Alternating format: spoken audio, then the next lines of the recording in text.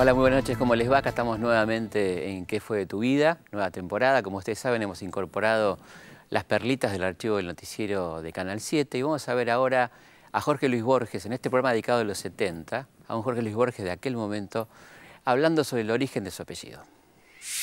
Te quiero decir una cosa, ya que hablas de esa tan curiosa forma de sentir, yo diría, si al enfrentarte con España, sentiste tus raíces afuera y te la correntada la sangre, ¿no?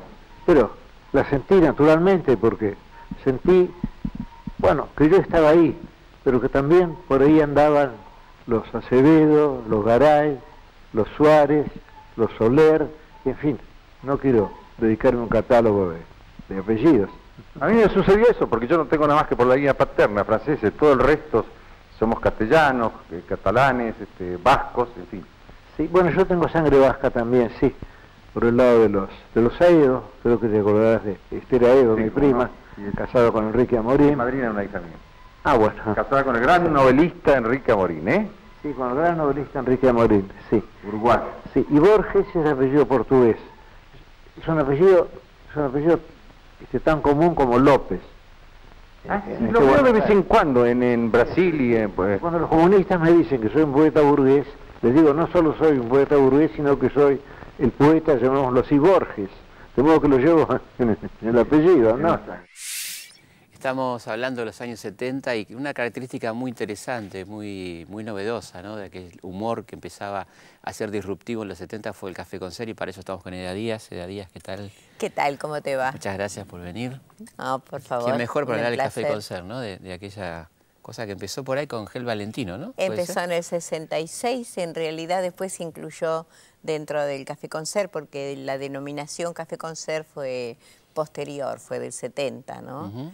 Y yo fui, creo, uno de los primeros espectáculos unipersonales en el Café con Ser, en La Gallina Embarazada. La Gallina Embarazada. Sí, porque el año anterior yo estaba embarazada y Patalano me vio pasar y dice, mira lo que parece Eda, parece una gallina embarazada. ¿Cómo era el clima del Café con Ser, no? Y era muy lindo porque éramos todos éramos muy jóvenes. Toda gente de formación, ¿no? Del conservatorio. Claro, sí. Claro. Pero además en el caso particular, los tres éramos Antonio Gasalla, Carlos Perciavale, ellos estaban en la Fusa, y yo estaba en La Gallina Embarazada, después en el Gallo Cojo. Y nuestros empresarios también eran muy jóvenes, y Patalano y Elio Marchi, también eran muy jóvenes. Así que fue un movimiento de mucha juventud, así que es muy divertido, muy cómico, muy de quedarnos. Yo me quedaba una hora después de la función, el que se quería quedar a charlar conmigo se quedaba. Es decir, siempre hubo un contacto con la gente muy lindo, muy cálido. ¿Qué traía de nuevo el Café con Ser? ¿Qué era el humor. El humor era distinto, era muy distinto del humor de la revista, del humor que se estaba haciendo en el teatro, que era la comedia americana o era el humor de la revista subido de tono, ¿no es cierto? Nosotros traíamos un humor, entre comillas, inteligente. Claro. En un caso particular se hablaba de un humor lunático, un humor que jugaba con la locura. Con el surrealismo. Con el surrealismo, sí, me fascina. Hermanos Marx, sí, todo lo que fuera lunático me sigue pareciendo muy divertido. Es decir, esta idea de la pata que fue después, posterior, ¿no? Pero de la pata que habla y que asume su sexualidad y que por eso mismo fue muy prohibida, ¿no? Parece mentira, estamos hablando... ¿Cómo era La Gallina Embarazada? ¿Cómo era la Gallina Embarazada, lo gracioso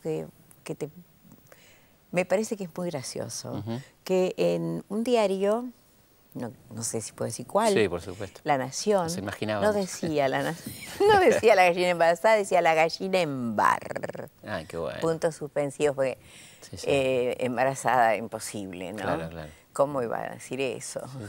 Claro. Esas cosas no le ocurren a la gallina. Claro. Pero esas tonterías... ¿Cómo era la estructura del espectáculo, no? La Gallina Embarazada. Que hablaba, la temática.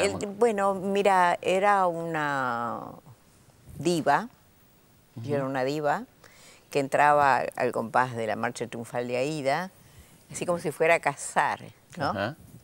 Y empezaba a explicar qué era lo que iba a hacer. Y se metía con el público, cosa que había empezado a hacer yo en el primer espectáculo, en el 66. Primer espectáculo que me meto con el público, le exijo una respuesta.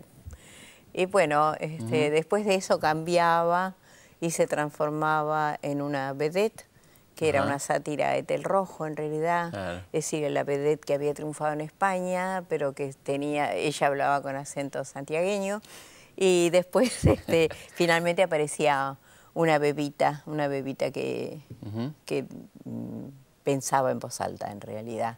El personaje era imposible que hablara porque era una bebé que había cumplido 1 año exactamente y gateaba por el escenario. Sí, la gente estaba fascinada porque los cambios eran muy evidentes de personajes y no había nadie, estaba yo sola todo el tiempo, no había un solo bache. Creo que bajó después de 4 años de un éxito muy sostenido. Nunca dejé que se murieran los espectáculos, siempre los bajo antes. Claro. Y había también... mí, Perdón, perdón. Sí. No, ¿qué ibas a decir? No. Ni qué sé yo. No, decía que también entraba un poco la política, ¿no? En el Café Concert, ¿cierto? En aquel momento. En este espectáculo pasó de todo mientras tanto, porque se mantuvo del 70 al 74 y empezó a ir en gira. Y ocurrieron muchas cosas en el país, y entonces yo empecé a decir cosas, a hacer cosas, y hubo plazas donde fui muy castigada, sí. Y después, bueno, con el espectáculo que vino después, y en el 77 directamente estoy con un legajo, me pica cada vez que me acuerdo, estoy en un legajo permanente en el Confer, que no creo que me hayan sacado de ahí, porque decía de por vida. De por vida. Por haber dicho pis. Pis, la palabra pis. En un personaje que era una nena, ¿no? Que era el mismo personaje que había crecido y estaba en triciclo, y por el mismo que me habían dado Santa Clara de Asís, de pronto no se podía. se fue, el canal fue apercibido, el director fue despedido. Y yo fui castigada, digamos, de forma más severa, ¿no? Porque entré en la famosa lista negra. Sí, donde me costaba nada que se podía publicar de mí que no fuera pago. Claro. Es decir, ni hacerme ninguna nota, nada. Bueno, en fin. Así fue. Así fue. Bueno, pero para todos fue así. Y sí, para todo el mundo, sí. Claramente. Bueno, Eda, muchísimas gracias. No, gracias a vos. Muchas gracias. Gracias.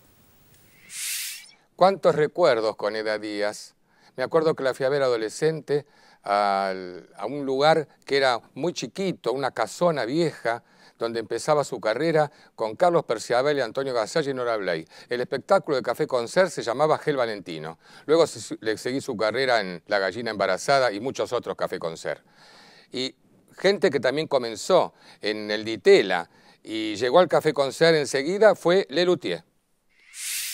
La próxima obra que interpretarán Lelutier será la célebre chacarera Si no fuera santiagueño, también llamada Chacarera de Santiago, por llamarse su autor Rudecindo Luis Santiago, oriundo de Tucumán. Junto al fogón del arriero yo no sé lo que me pasa, siento un calor aquí adentro, para mí que son las brasas.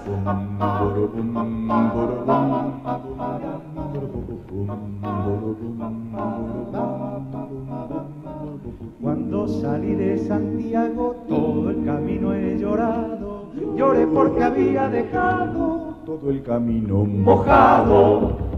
Bueno, santiagueño a mí me dicen porque he nacido en Santiago. Si no fuera santiagueño habría nacido en otro lado. Acá estamos con uno de los íconos de los 70, ¿no? La famosa cámara Polaroid, aquella cámara ideal para ansiosos que nos podían esperar revelado, que tardaba a veces una semana, un poquito más, nacida de la ansiedad de una niña que le dijo a su papá que no podía esperar hasta 15 días después de las vacaciones para ver las fotos, y el papá empezó a trabajar en este invento de la máquina de hacer fotos instantáneas, la famosa Polaroid. La entrevista con Lalo Mir después de la pausa.